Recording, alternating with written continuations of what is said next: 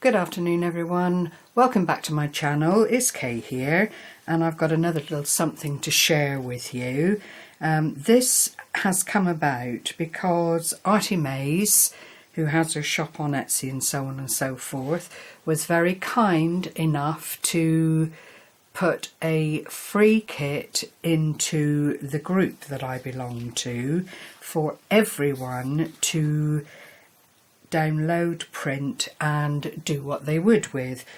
She's not alone. There are other people with shops on Etsy that are doing exactly the same thing, but as I'm particularly fond of Artymaze and her kits and also do the DT work, I was thoroughly delighted to see this one come up and decided I'd turn it into an envelope flip book, which is precisely what it is. The cover is made of craft paper, everything else inside is made up using envelopes. So the actual size of it is 7 1/4 approximately by 6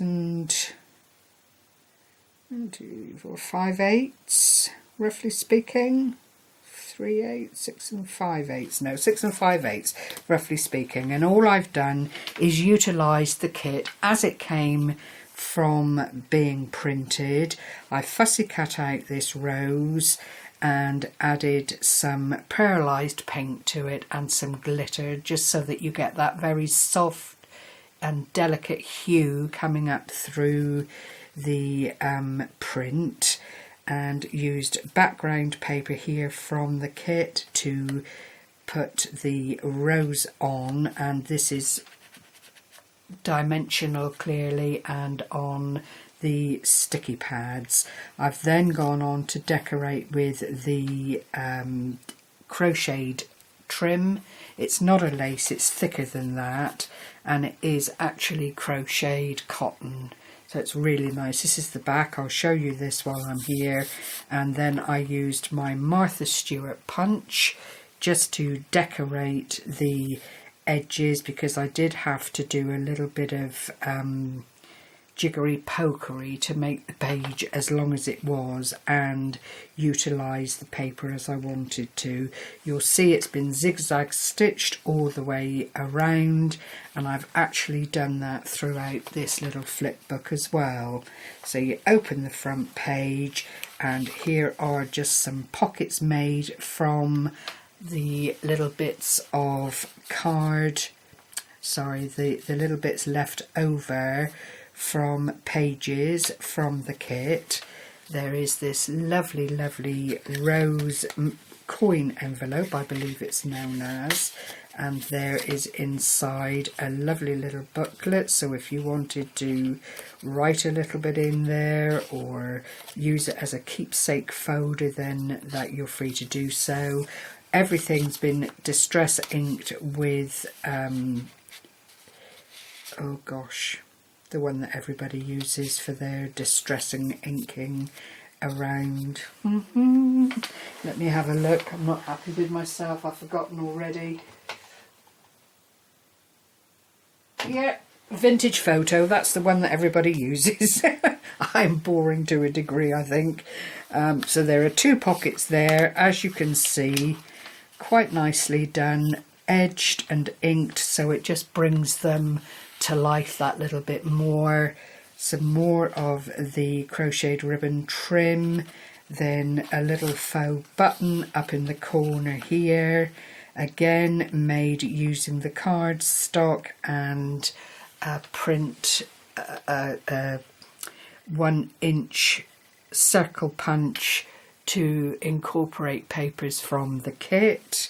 On the other side is more of the kit, and on this piece, this pocket holder, I wanted to make it look as though the envelope was spewing out little tags and more envelopes and picture frames and that kind of thing, because I didn't want to put anything on this beautiful page here.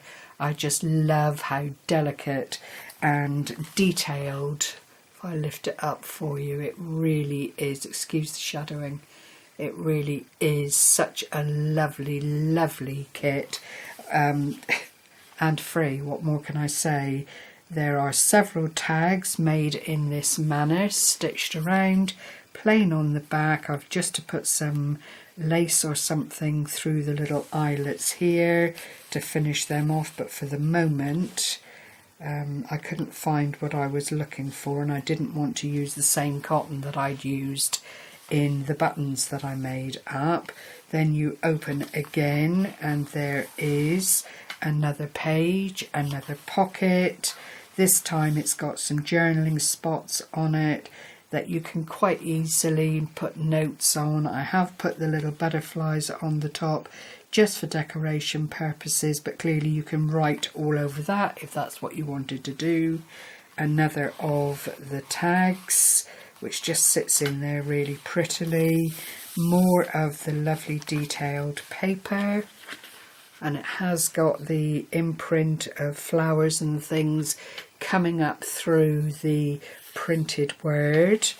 Then there's a double pocket here, and in one side is a lovely little envelope, nothing in it, just plain for holding on to lovely little bits and pieces that you might want to keep safe. I'll just open that up like so. That fits in that way, and then the decorative part of the envelope just sits out over the other side. And then again on the other side, that lovely, lovely print that runs throughout the kit. It's another envelope, nothing inside, but again I've utilised the scalloped flap of the envelope to just pretty up another page on the other side of this. And clearly you can add things to it, you can add extra bits and components to fill it up, photographs, memorabilia, whatever you felt appropriate. Another tag here done up in the same way. It is such a, I mean, it was 10 sheets, the kit in total, and I've not used it all. There are still tags I haven't used, still bits and pieces of paper, not enough to do anything significant with, granted. I could probably make a couple of tags and that kind of thing. Excuse me. But in the main, it's just that is what is left. And then you come to the back page area, which again is quite busy. The same cascading envelope with the little tags and so on falling out. Another little butterfly button down there with the butterfly on it.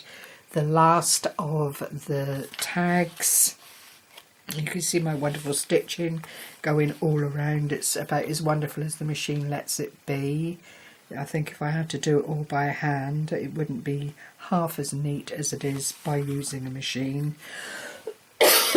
Excuse me. And then on this page is this little envelope cluster with some more tags in it. I think 1, 2, 3, 4, and then the bottom envelope is actually vellum, but you don't see that, and that is all nestled on another piece of the lace trim. I've put these butterflies here, and I have to confess it was because I made a boo-boo and put this on upside down. So to save the day, I just cut out some more butterflies. How honest am I? Because you'd never have known. Just punched out some more butterflies, inked around them, and saved the day, and was really quite pleased to do so, because by this time, and the time that I realised I'd put it on upside down, everything else was pretty much where it needed to be. So I had to think on my feet. But obviously, and for the sake of those people who hate making mistakes and always think they have to discard their project, there are ways around it. It's just giving it a little bit of thought and going with what you think you can get away with. Which I think is probably what we all do when we're coming to the end of a project and we've notice that we've done something wrong. However, this is safely at the back end of the video, so you know, there's always hope that most people will skip through and not hear my little confession. And as I say, that is the back then of this lovely little book. I will put photographs up onto Artymaze's group, because I like to, and I think it lets people have another alternative on how to use it. And were it not for the coronavirus, I would be offering this up as a giveaway. Now, I would like to do that, and you know, well, we will. I'm going to offer this as a giveaway to my subscribers, my regular subscribers, people that have been with me for a long time, primarily because I like to pay things forward, and when something has come to you free, it's nice to be able to do the same back to the people in your community. So I will leave this for a week. What day are we today? Monday today, isn't it? So Monday week, I don't know what that date will be, but I'll write it on my little pad so I know. I will do a draw for this. It will be posted out, but it will be when it's safe to do so. So, you know, you will require a little bit of patience, and I will provide proof of postage and so on to whoever wins this little giveaway. All you need to do below this is share the video and state that you would like to be counted in the draw, please. So happy crafting, everyone. I hope you've enjoyed this little walkthrough. It was an absolute pleasure to make, and the kit I can't recommend enough. If you're not a member of the group that Artymaze runs on Facebook, it's not too late, and the file, the kit resides in the file on it within the group. But again, you need to be aware that you will be asked questions, and without answering the questions you will not be accepted to the group. And I'll state at this juncture that it is not for self-advertising. It is about sharing what you do with the kits that you purchase from Artymaze, and that is pretty standard of a lot of the groups out there these days that just like you to respect the fact that they are designers in their own right, and that they are organising the group that they're supervising and holding in a nice friendly manner. So if you don't feel that would be for you, and you'd rather not promote something that someone else has taken the time to design, then clearly that's your choice and the group isn't really for you. So, you know, with that said, and that's not being rude or churlish, that's just stating it as it is and looking after the group's interests that I belong to, and also Andrea's interest, because she does a lot of good work. So all of that said, I shall love you and leave you, and like I say, count me in if you're interested and you're